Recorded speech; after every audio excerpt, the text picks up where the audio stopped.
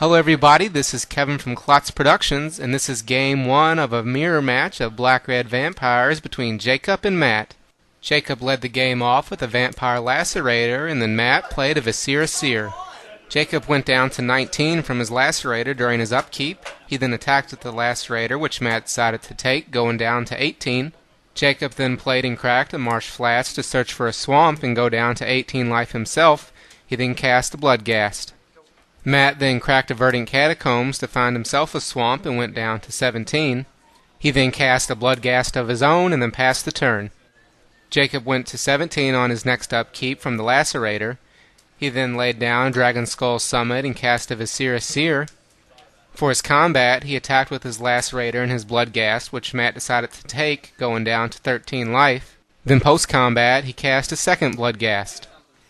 Matt set down a Blackcleave Cliffs and then cast an Arc Trail, targeting Jacob's Lacerator for 2 damage and his Seer for 1. In response, Jacob used his Seer to sacrifice his Lacerator and scry for 1. He ended up putting that card on the bottom of his library. He then sacrificed his Seer itself to scry again, but left the next card on the top. Matt then attacked with his Bloodghast, which Jacob took, taking him down to 15. Then post-combat, Matt resolved a Pulse Tracker.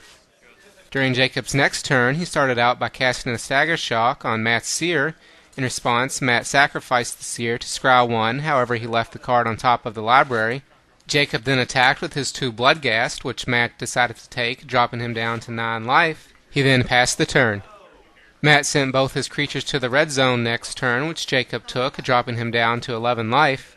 Then post-combat, he resolved a Kalastria Highborn. On Jacob's next upkeep, he rebounded his Stagger Shock, targeting the Highborn. When she went to the grave, Matt paid the 1 black to cause Jacob to go down to 9 life and bring himself back up to 11.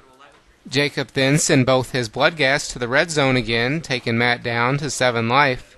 Then post-combat, Jacob resolved a Pulse Tracker along with a Viscera Seer. Matt then made the same attacks as before, taking Jacob down to 5 life. Post-combat, Matt kicked a Gatekeeper of Malakir, and Jacob decided to sacrifice his Seer. Jacob then resolved a 3rd Bloodghast and attacked with his team.